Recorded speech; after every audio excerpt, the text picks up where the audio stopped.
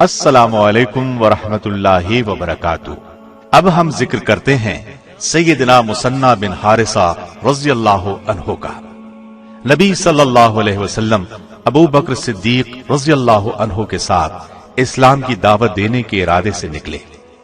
आपका इरादा इस दफा अरब कबाइल को दावत देने का था। एक जगह चंद अफराद बैठे नजर आए। अबू बकर सिद्दीक चंद कदम उनकी तरफ बढ़े और फरमाया, तुम लोग कौन हो? उन्होंने जवाब दिया, हम बनु शैबान बिन सालबा के लोग हैं।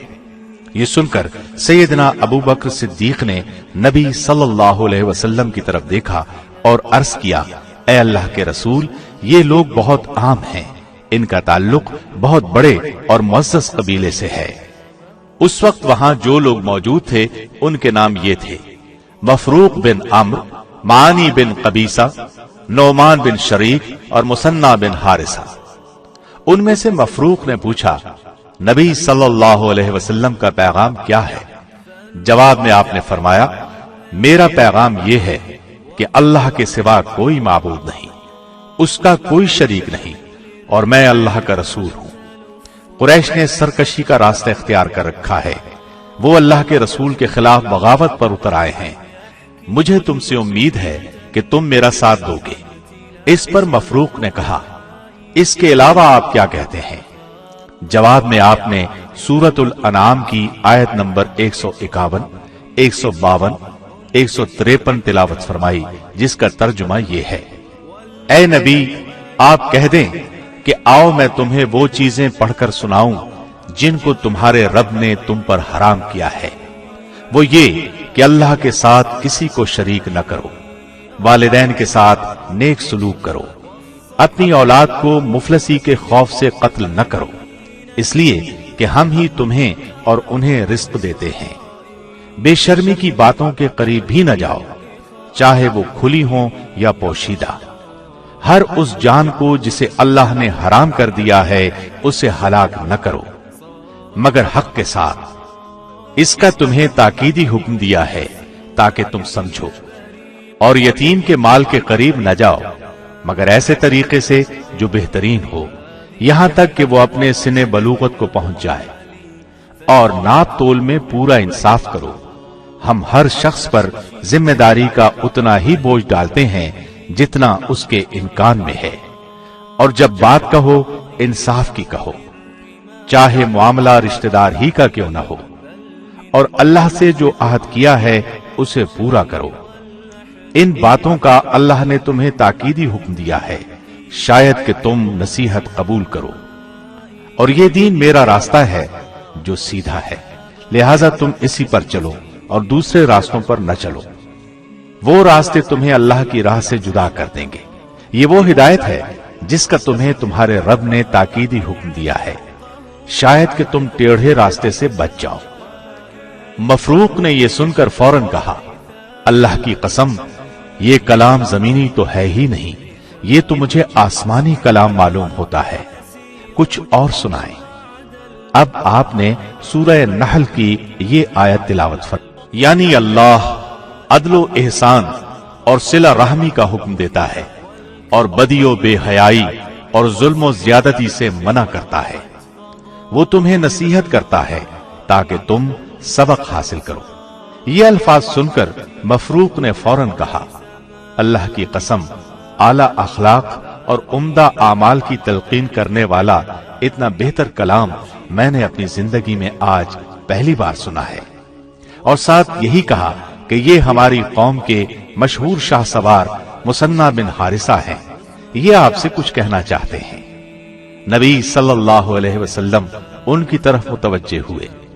मुसन्ना बिन हारिसा ने कहा, आपका कलाम वाकई जादू का सा असर रखता है, लेकिन इस पाकीज़ा दावत को कबूल करना अभी हमारे बस में नहीं। शाह ईरान से हमारा मुआहदा है कि हम किसी नई तहरीक को कबूल करें, न नई तहरीक बर्पा करने वाले का साथ दें। हो सकता है शाह ईरान आपकी दावत से इत्तिफाक न करे। इस सूरत में हमारे लिए मुश्किलात पैदा हो जाएंगी। अलबत्ता सरजमीन अरब में अगर कोई आपके रास्ते में रोड़े अटकाता है یا آپ کو کوئی نقصان پہنچانے کی کوشش کرتا ہے تو ہم آپ کی بھرپور مدد کرنے کے لیے تیار ہیں۔ نبی صلی اللہ علیہ وسلم نے مثنی بن حارثہ کی باتیں سن کر فرمایا، یہ عجیب بات ہے، سچائی کو مانتے بھی ہو اور ہچکچاتے بھی ہو، حق کا اعتراف کرنے کے بعد بھلا اس کا انکار کوئی معقول بات ہے؟ اللہ کے دین کی حفاظت اس صورت میں ممکن ہے کہ دین کی تمام تر باتوں کو سچے دل سے مان لیا جائے۔ نبی صلی اللہ علیہ وسلم کے ان الفاظ پر بھی ان پر ہچکچاہٹ کے آثار محسوس ہوئے تو آپ نے فرمایا، تمہارا کیا خیال ہے جب تم خود اپنی آنکھوں سے ایران کی سرزمین کو اسلام کے پرچم تلے دیکھ لو گے اور اس کے تمام تجارتی اور زرعی وسائل مسلمانوں کے قبضے میں آ جائیں گے تو کیا تم اس وقت بھی اللہ کی وحدانیت کا دم نہیں بھرو گے؟ نبی صلی اللہ علیہ وسلم کے ان الفاظ نے انہیں حیرت زدہ کر دیا۔ نعمان بن شریک نے چونک کر پوچھا، کیا ایسا ہو کر رہے گا؟ کیا یہ شان و شوکت آپ کو مل کر رہے گی؟ اس کے سوال پر آپ نے سورہ احزاب کی یہ آیات، اے نبی صلی اللہ علیہ وسلم، ہم نے آپ کو گواہی دینے والا اور خوشخبری سنانے والا اور ڈرانے والا یعنی خطروں سے آگاہ کرنے والا اور اللہ کے حکم سے اس کی طرف بلانے والا اور روشن چراغ بنا کر بھیجا ہے۔ نبی صلی اللہ علیہ وسلم نے یہ پیغام سنایا اور ابو بکر صدیق کا ہاتھ پکڑا اور آگے چل دیے۔ اس پہلی ملاقات میں تو مثنی بن حارثہ اسلام قبول نہ کر سکے، لیکن بنو شیبان کے مسلمان ہونے اور میدان جہاد میں نمایاں کردار ادا کرنے کی بشارت انہیں ضرور مل گئی، جو آگے چل کر برحق ثابت ہوئی۔ وہ حلقہ بگوش اسلام ہو کر مسلمانوں کی طاقت میں اضافے کا باعث بنے۔ سیدنا ابو بکر صدیق نے مرتدین کی سرکوبی کے لیے 11 لشکر ترتیب دیے۔ اسلام کے خلاف اٹھنے والی سازشوں کو دور کرنے کے لیے ان لشکروں کو مختلف سمتوں میں بھیجا گیا۔ ان میں ایک لشکر علا بن حضرمی کی قیادت میں بحرین کی طرف روانہ کیا گیا۔ بحرین میں قبیلہ بنو ربیعہ مرتد ہو گیا تھا۔ اس کے ساتھ ہی یمامہ اور ایران کے سرحدی علاقوں میں مثنی بن حارثہ رضی اللہ عنہ کا قبیلہ بنو شیبان آباد تھا۔ اس لیے علا بن حضرمی نے وہاں پہنچنے کے بعد سب سے پہلے اس قبیلے کے کڑیل جوان اور تجربہ کار شاہ سوار مثنی بن حارثہ رضی اللہ عنہ سے ملاقات کی۔ انہوں نے اسلامی لشکر کا پوری طرح ساتھ دیا اور بحرین سے مرتدوں کا خاتمہ کرنے میں زبردست کردار ادا کیا۔ اس معرکے میں یہ علا بن حضرمی کے بہترین معاون ثابت ہوئے۔ اس کے بعد انہوں نے ایرانیوں اور ان کے ساتھی مرتدوں کو پسپا کیا۔ اس طرح بحرین کے 2 مشہور شہروں قطیف اور ہجر پر قبضہ کر لیا، یہاں تک کہ خلیج کے انتہائی شمالی علاقے کی طرف پیش قدمی کی۔ وہاں دجلہ اور فرات ایک ساتھ سمندر میں گرتے ہیں۔ مشہور دانشور قیس بن عاصم تمیمی رضی اللہ عنہ سیدنا مثنی بن حارثہ رضی اللہ عنہ کے متعلق تاثرات بیان کرتے ہوئے فرماتے ہیں، مثنی بن حارثہ رضی اللہ عنہ کوئی عام آدمی نہیں، بلکہ بنو شیبان کا سرخیل اور سرزمین عرب کا مشہور و معروف شاہ سوار ہے۔ مثنی بن حارثہ رضی اللہ عنہ نے مسلمانوں کے سب سے پہلے خلیفہ سیدنا ابو بکر صدیق کی خدمت میں حاضر ہو کر عرض کیا کہ انہیں ایرانیوں سے مقابلہ کرنے کی اجازت دی جائے۔ آپ نے اجازت دے دی۔ اس طرح وہ پہلے اسلامی قائد ہیں جنہوں نے عرب مسلمانوں میں ایرانیوں کا مقابلہ کرنے کی جرت پیدا کی، ورنہ اس دور میں ایران کا دبدبہ اور رعب اتنا زیادہ تھا کہ کسی بھی قوم کو ان کے مقابلے میں آنے کی جرت نہیں ہوتی تھی۔ اس جرت نے آگے چل کر عراق کی فتح کا دروازہ کھولا۔ سیدنا مثنی بن حارثہ نے سرزمین عراق میں دشمنوں پر تابڑ توڑ حملے شروع کیے۔ پھر اس مہم کو مزید تیز کرنے کے لیے دربار خلافت سے مدد طلب کی۔ ابو بکر صدیق رضی اللہ عنہ نے خالد بن ولید کو لکھا کہ مثنی بن حارثہ کی مدد کے لیے عراق پہنچ جائے۔ خالد بن ولید اس وقت یمامہ میں تھے۔ ابو بکر صدیق نے مثنی بن حارثہ کو حکم بھیجا کہ خالد بن ولید کی قیادت میں جنگی خدمات انجام دیں۔ خالد بن ولید نے عراق پہنچتے ہی ایرانی سپہ سالار ہرمز کو ایک خط لکھا۔ خط کے الفاظ یہ تھے: خالد بن ولید کی طرف سے ہرمز کے نام، اس پر سلامتی ہو جو ہدایت کو تسلیم کرے۔ اسلام قبول کر لو، اچھے رہو گے، ورنہ ہمیں جزیہ ادا کرو، اس کے بدلے میں ہم تمہاری حفاظت کریں گے۔ اگر تم نے ہمارا حکم نہ مانا تو پچھتانا پڑے گا۔ میں تمہارے علاقے میں ایک ایسی قوم لے کر آیا ہوں جسے موت اتنی عزیز ہے جتنی کہ تمہیں زندگی عزیز ہے۔ ہرمز کو یہ خط ملا، اس کو پڑھا اور حقارت سے پھینک دیا، پھر پوری تیاری کے ساتھ ایرانی لشکر کو لے کر نکلا۔ بصرہ کے قریب مشہور شہر کاظمیہ تک آ گیا۔ ادھر خالد بن ولید نے اسلامی لشکر کو 3 حصوں میں تقسیم کیا۔ ایک حصے کا امیر مثنی بن حارثہ رضی اللہ عنہ کو مقرر کیا، انہیں ایرانی لشکر کا مقابلہ کرنے کے لیے روانہ کیا۔ بنو شیبان کے شاہ سواروں نے سیدنا مثنی بن حارثہ ہی کی قیادت میں اس قدر زوردار حملہ کیا کہ ان کے پاؤں اکھڑ گئے۔ ایرانی شکست کھا کر میدان سے بھاگ نکلے۔ اسلامی لشکر کو شاندار فتح نصیب ہوئی، بہت سارا مال غنیمت ہاتھ لگا۔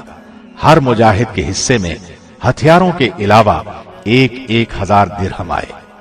مثنی بن حارثہ نے ہتھیار تو لے لیے لیکن نقدی لینے میں دلچسپی ظاہر نہ کی۔ انہیں اسلامی لشکر کی فتح کی اس قدر خوشی تھی کہ نقد مال غنیمت لینے کو جی نہ چاہا۔ جنگ سلاسل میں ایرانی فوج کو شکست ہوئی تھی۔ وہاں سے بھاگ کر ایرانی مزار کے علاقے میں دریا کے کنارے جمع ہو رہے تھے۔ ایسے میں مثنی بن حارثہ رضی اللہ عنہ اپنے بھائی معنا بن حارثہ رضی اللہ عنہ کے ساتھ اس طرف آ نکلے۔ انہوں نے دشمن کو دریا کے کنارے خیمہ زن دیکھا تو فوراً واپس پلٹے۔ سیدنا خالد بن ولید کو صورتحال سے باخبر کیا۔ انہوں نے دشمن پر اچانک حملے کا حکم دیا۔ چنانچہ مثنی بن حارثہ کے ساتھ انہوں نے اچانک ایرانیوں پر حملہ کر دیا۔ اس اچانک حملے سے ایرانیوں کے قدم اکھڑ گئے، سنبھل نہ سکے، ذلت آمیز شکست ان کا مقدر بنی۔ خالد بن ولید نے مال غنیمت کا 5واں حصہ مدینہ طیبہ روانہ کیا، خود علاقہ مزار میں موجود رہے۔ اس لڑائی کو جنگ سنیی کے نام سے یاد کیا جاتا ہے، اس لیے کہ یہ دریائے سنیی کے کنارے لڑی گئی۔ مثنی بن حارثہ نے اس جنگ میں اپنی جنگی مہارت کا مظاہرہ کرتے ہوئے ناقابل فراموش کامیابی حاصل کی۔ ان کے بھائی معنا بن حارثہ نے بھی ان کا بھرپور ساتھ دیا۔ سیدنا خالد بن ولید نے ہر موقع پر مثنی بن حارثہ کی صلاحیتوں سے بھرپور فائدہ اٹھایا۔ بیشتر مواقع پر ایسا ہوا کہ مفتوحہ علاقے کا انتظام انہیں سونپا اور خود آگے کوچ کیا۔ اسلامی لشکر جب پیش قدمی کرتا ہوا ہیرا پہنچا تو عظیم جرنیل خالد بن ولید رضی اللہ عنہ یہ دیکھ کر حیران رہ گئے کہ وہاں ہو کا عالم طاری تھا، کوئی پرندہ تک نظر نہیں آیا۔ پتا چلا کہ پوری قوم محلات میں پناہ لے چکی ہے۔ وہاں کئی محل نظر آئے۔ خالد بن ولید نے اسلامی لشکر سے چند جرنیل چنے، انہیں محلات کا محاصرہ کرنے کا حکم دیا۔ مثنی بن حارثہ کے حصے میں عامر بن بقیلہ کا محل آیا۔ تمام لوگوں کو پہلے اسلام کی دعوت دی گئی، انہیں سوچنے کی مہلت بھی دی گئی۔ آخر جب دشمن نے دیکھا کہ وہ پوری طرح شکنجے میں آ چکے ہیں تو انہوں نے جزیہ دینا منظور کر لیا۔ 1,90,000 درہم سالانہ طے کیے گئے۔ اس کی باقاعدہ ابو بکر رضی اللہ عنہ سے اجازت لی گئی۔ ادھر سے حکم آیا کہ یہ جزیہ لے لیا جائے اور اس سے اپنے ساتھیوں کے ہاتھ مضبوط کیے جائیں۔